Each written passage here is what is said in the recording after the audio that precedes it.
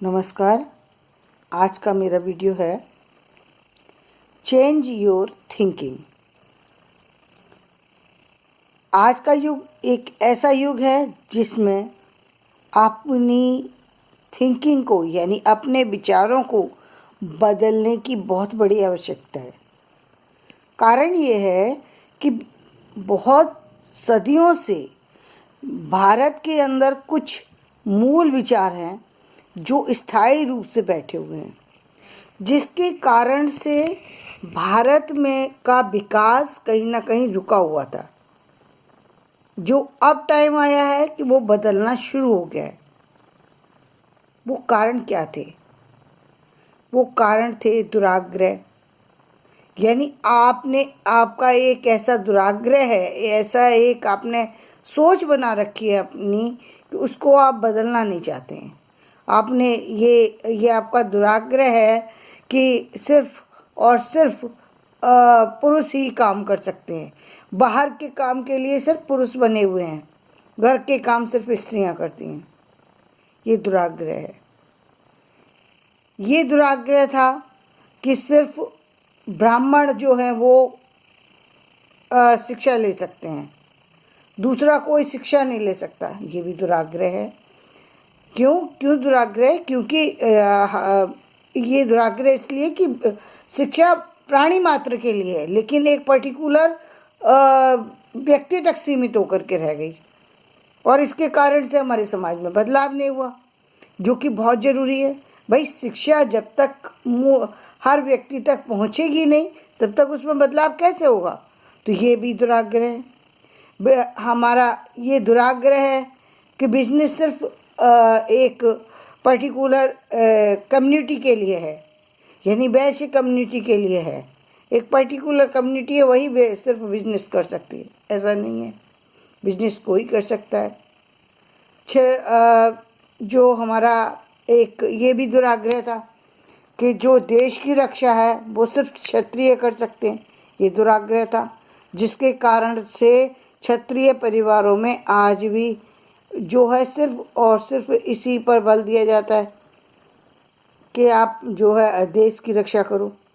अरे, हर व्यक्ति के अंदर मूल विचार चेंज होते हैं। हर व्यक्ति के मूल विचार समय समय पर चेंज होते हैं। कभी किसी को कोई चीज़ अच्छी लगती है, कभी किसी को कोई चीज़ अच्छी लगती है, तो फिर ये पर्टिकुलर ये क्यों मान लिया कि यही चीज़ इस व्यक्ति के लिए बनी है? दूसरी चीज़ें भी हैं जो दूसरे व्यक्ति के लिए। आज आपको एजुकेशन अच्छी लग रही है, कल आपको कुछ और चीज़ अच्छी लग सकती है। तो ये पर्टिकुलर सोच क्यों बना के रखी, क्यों मान दिया आपने आपको कि नहीं, हम इससे आगे बढ़ेंगे नहीं? ये हमारा दुराग्रह है। इसके बाद रूढ़िवादिता है कि हमारी सोच इतनी पुरानी है। अभी आप देख रहे हैं हिजाब को लेकर के कितना बड़ा विषय बना रखा है। धर्म को लेकर के कितने विवादित विषय बना रखे हैं। उनके पीछे क्या चीज़ है, वो एक बहुत ही बड़ी चीज़ है। उसके बारे में यदि चर्चा की जाए तो लोग उसको स्वीकार ही नहीं करेंगे। उनको लगेगा ऐसा कैसे हो सकता है, ये पॉसिबल ही नहीं है। लेकिन असंभव भी संभव होता है, असंभव भी संभव होता है। ठीक उसी तरीके से होता है जैसे हमारा ये दुराग्रह है कि पानी में दूध मिलाने पर पानी जो है दूध का रूप ले लेता है। लेकिन पानी, ये तो ठीक है, पानी में दूध मिलाने पर पानी दूध का रूप ले लेता है। अरे, पानी में कुछ भी मिलाइए तो वो उसी का रूप ले लेता है। ये क्यों नहीं समझते? जिस तरीके से पानी जो है उसके अंदर अलग अलग चीज़ें मिलाइए। देखिए, पानी में नमक मिलाइए, नमकीन स्वाद देने लगता है। पानी में मीठा मिला दीजिए, मीठा स्वाद देने लगता है। पानी के अंदर बर्फ़ मिला दीजिए, ठंडा जो है वो स्वाद देता है। पानी को जमने के लिए रखने दीजिए, बर्फ़ बन जाता है। पानी को गर्म कर दीजिए, पानी जो है भाप निकलने लगती है, पानी का स्वरूप बदल जाता है। यानी उसी तरीके से मनुष्य का स्वभाव है। मनुष्य जिन लोगों के बीच में उठता बैठता है, जिन लोगों के बीच में उसकी परवरिश होती है, उसका भी स्वभाव उसी तरीके से परिवर्तित होने लगता है।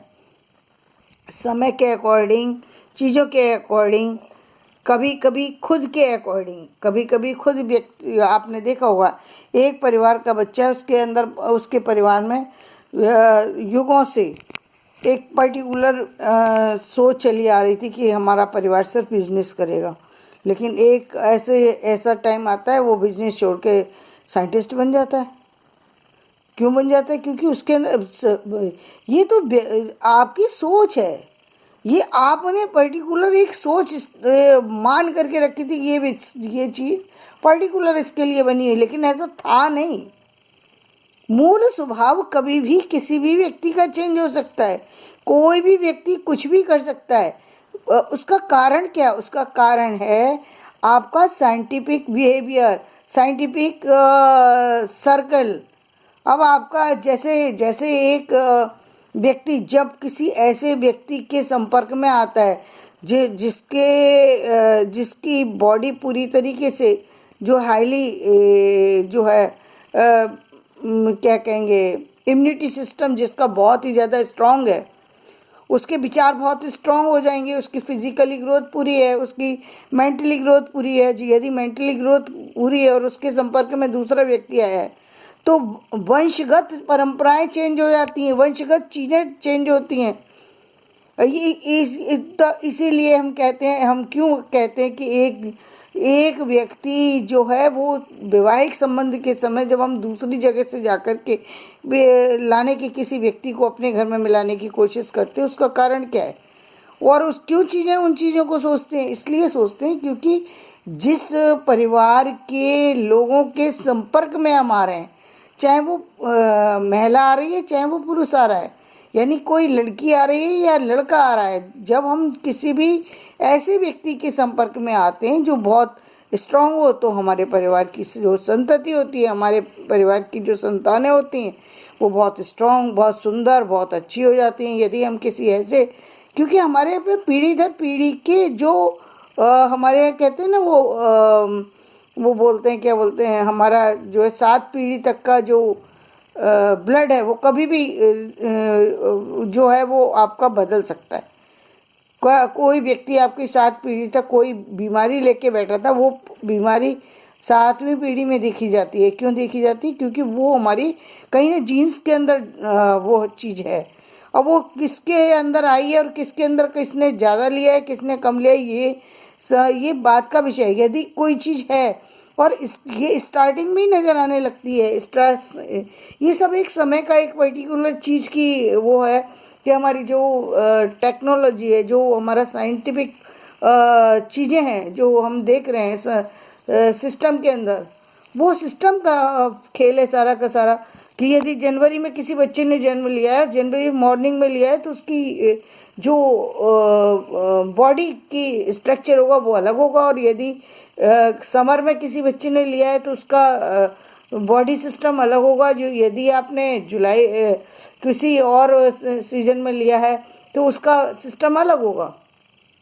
जब हम देखते हैं कि सिर्फ 10 मिनट के चेंजेस से चेंज हो जाता है, 10 मिनट 6 बजे जो है वो रात हो रही होती है और 6:10 पर सूरज निकल रहे होते हैं। तो इस 6 बजे में और 6:10 में एक जो टाइम में जो पीरियड में जो बच्चा जन्म लेगा, उन दोनों के में चेंज होगा, उन दोनों की पीरियड में चेंज होगा। तो इसी तरीके से जैसे उसके बॉडी के स्ट्रक्चर में चेंज आया, वहाँ से आया, अपने वंशानुगत आया, अपनी पेरेंटिंग के द्वारा आया, अपनी चीज़ों के द्वारा आया, अपने परिवार के थ्रू आया, अपने बहुत अच्छे परिवार में जन्म लिया, पहुँच कहीं और गया बच्चा, उसके थ्रू आया।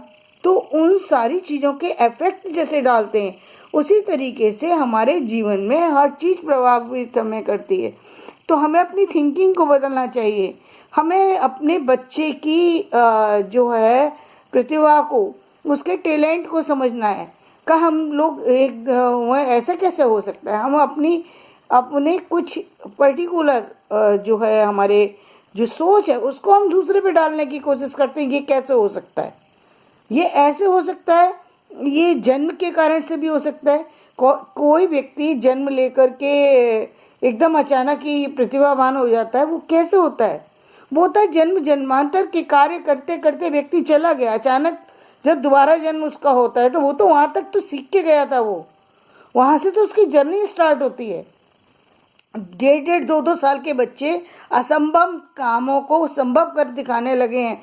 क्यों दिखाने लगे हैं? ये पहले भी था, लेकिन पहले पता नहीं लगता था, अब पता लगने लगा है। फर्क इतना ही है।